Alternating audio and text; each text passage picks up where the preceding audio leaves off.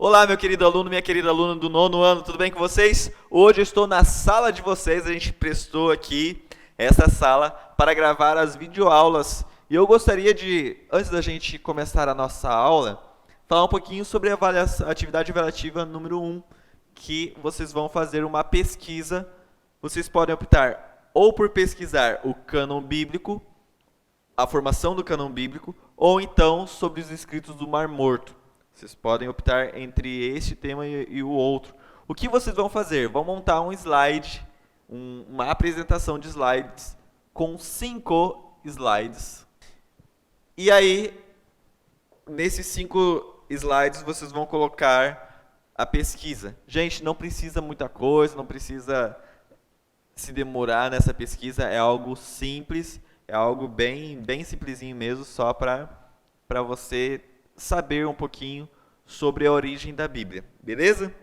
Galera, agora vocês vão fazer o quê?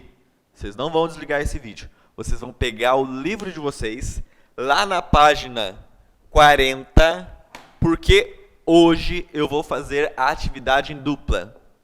Não é você que reclama às vezes que eu não deixo vocês fazerem atividade em dupla? Então hoje vocês vão fazer dupla comigo, olha só que legal. Pega lá, página 40, abre lá, atividade número 1.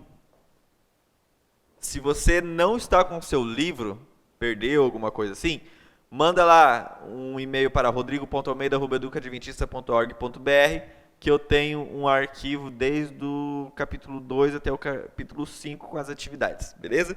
Se você já recebeu, abre lá aquele arquivo e vai fazendo ou no caderno ou no Word mesmo.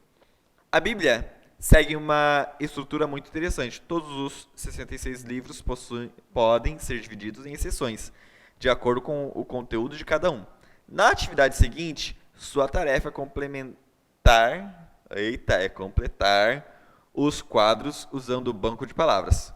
Faça primeiro os itens que você considerar mais fáceis, se necessário, peça ajuda ao professor. Ou então você pode pegar a sua Bíblia lá no índice da Bíblia e aí você vai ver. Mas, professor, eu tenho a Bíblia da versão católica. Não, não é a versão católica, na verdade, é a versão 70. Lembra aquela versão que eu tinha falado? É a versão 70. Então a gente vai usar aqui os 66 livros, é a base da Bíblia hebraica lá dos tempos de Jesus, que Jesus usou. Então vamos lá. Livro da Lei. Gênesis, aí tem Êxodo, Levítico, Números e Deuteronômio. Aí você vai colocar lá Josué, aí tem Juízes, Ruth, 1 Samuel, 2 Samuel, 1 Reis, 2 Reis, 1 Crônicas, 2 Crônicas, Esdras, Neemias, Esther, aí livros poéticos, Jó, Salmos, Provérbios, Eclesiastes, Cantares, livros dos profetas maiores. Profetas maiores não eram que eles eram mais altos e os profetas menores eram mais baixos. É pela quantidade de que eles escreveram. Então, Isaías tem 66 livros. Acho que é 66 livros. Jeremias, Lamentações, Ezequiel, Daniel, embora tenha 12 capítulos, é considerado um profeta maior pela quantidade de livros. Profetas menores. Oséias, Joel, Amós, Obadias, Jonas, Miqueias, Naum, Abacuque, Sofonias, Ageu, Zacarias e Malaquias. Se você acertou, parabéns. Se você não acertou, então corrige lá para ficar tudo certinho ali no seu livro. No Novo Testamento, os evangelhos. Gente, quando eu falar evangelho, não é carta, beleza? Evangelho, Mateus, Marcos, Lucas, João. Esse evangelho ele dá confusão, até porque ele aparece mais 4 vezes com o mesmo nome. Você já vai ver. Livro histórico, Atos. Cartas de Paulo à Igreja, Romanos, 1 e 2 Coríntios, Gálatas, Efésios, Filipenses, Colossenses, 1 e 2 Tessalonicenses. Carta de Paulo às pessoas, 1 Timóteo, 2 Timóteo, Tito, Filemão. Cartas gerais, Hebreus, alguns teólogos dizem que é uma carta de Paulo, outros teólogos dizem que não foi uma carta de Paulo. Enfim, eu particularmente tenho minha razão por acreditar que foi Paulo que escreveu. Qualquer coisa, se você tiver uma dúvida, procura também lá, escreve para mim lá no e-mail rodrigo.almeida@educaadventista.org.br. Tiago, foi o próprio Tiago que escreveu, irmão Jesus. 1 Pedro e 2 Pedro, primeira, segunda e terceira carta de João, tá? Primeira, segunda, terceira João. Judas não foi o Judas Iscariote, esse daqui, não foi aquele Judas que traiu a Jesus, é o outro Judas.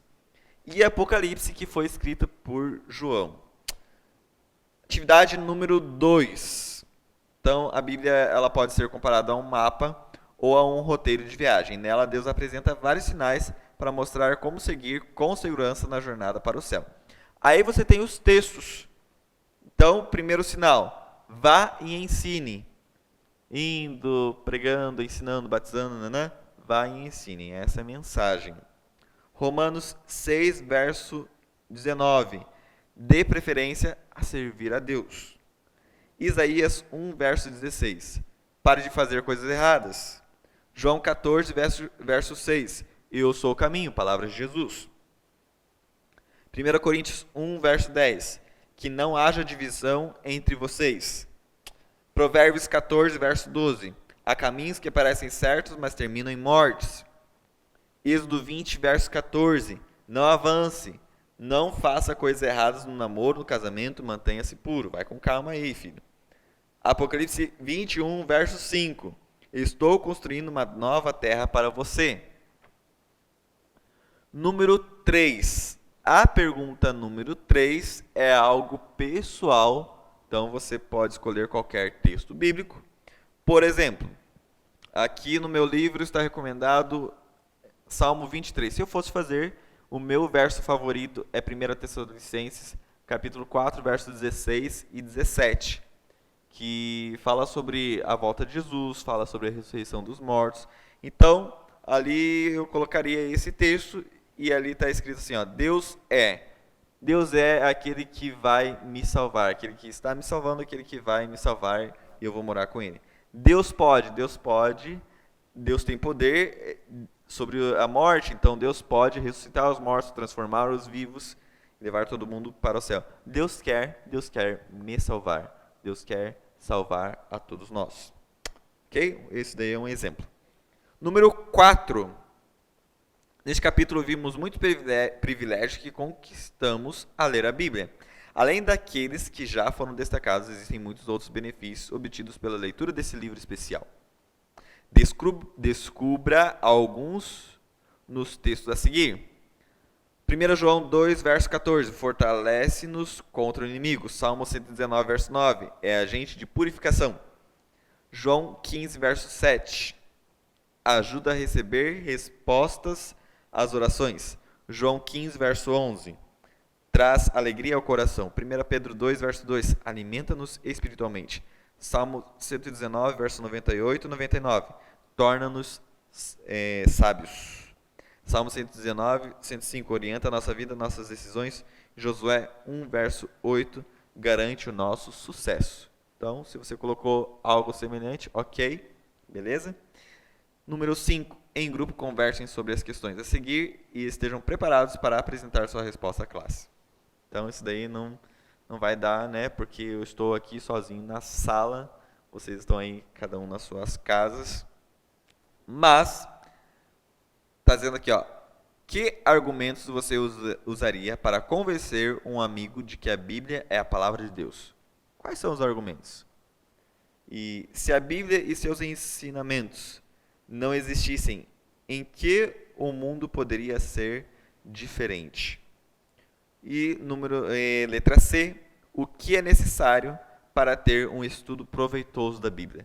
E eu quero, com licença, eu quero responder essa pergunta número 3, falando diretamente para você, meu querido aluno, minha querida aluna do nono ano, sobre o estudo da Bíblia. Meu querido, queria falar uma coisa muito séria para você. O estudo da Bíblia, ele não é somente uma leitura, ou alguma coisa que eu tenho curiosidade, vou lá e pronto, acabou. O estudo da Bíblia, para que eu possa realmente aproveitar a Bíblia como ela é, não é somente eu pegar um texto, um trechinho aqui, outro trechinho acolá, para satisfazer o meu coração. Tudo bem, a Bíblia, ela tem várias orientações. Porém, eu quero dizer uma coisa. A Bíblia muito mais do que orientações, muito mais do que regras morais, ela nos ajuda a conhecer a Deus e o caráter de Deus. Quando eu digo coisas absurdas de Deus, é sinal que eu não li nada sobre Ele ou não entendi, pior ainda. E sabe, meus queridos, a Bíblia, ela nos leva a conhecer a Deus e através desse conhecimento nós conseguimos ir aos céus. Mas para que esse conhecimento ele seja profundo, eu preciso pegar o texto, analisar o contexto, analisar a história. Isso vocês podem até conversar mais com o professor Gessel, com a professora Larissa. E através desse conhecimento, aplicar para a nossa vida. O que eu quero dizer com isso, querido aluno e querida aluna? Eu quero dizer que você hoje tem a oportunidade de estudar a Bíblia e através dela transformar não somente a sua vida, mas através do seu exemplo transformar outras vidas. O que você está fazendo com a sua Bíblia? Está abrindo ela somente para fazer um exercício de ensino religioso e depois fecha ela? Ou você está lendo e aproveitando essa leitura porque você quer conhecer melhor a Deus? Você quer um dia estar com Ele lá no céu? Se esse é o seu desejo, abra sua Bíblia hoje, estude e deixe que o Espírito Santo e Deus transforme a sua vida. Essa é a aula de hoje. Se você gostou, não esquece de deixar seu like, faz a atividade. Se você tem alguma dúvida, escreve lá para o meu e-mail, que eu estou à sua disposição. Às vezes pode ser que eu demore, mas eu vou ler o seu e-mail e vou responder. Ok? Gente, eu estou com saudade de vocês, estou com saudade de vocês conversarem também, né? Às vezes vocês conversam um pouquinho. Estou com saudade de vocês, das brincadeiras, né? Que muitas das vezes a gente faz aqui. Vocês são pessoas incríveis que dão saudade. Eu espero que passe logo essa pandemia para que a gente se encontre aqui, para que a gente possa conversar, possa sentar em roda, possa, né? Não vou dizer o nome da aluna, mas eu sei que ela vai saber. A gente possa fazer aula lá fora, lá na quadra, né? Que eu até prometi para vocês. E é isso, galera. Nós nos vemos na próxima aula. Um grande abraço. Tchau, tchau.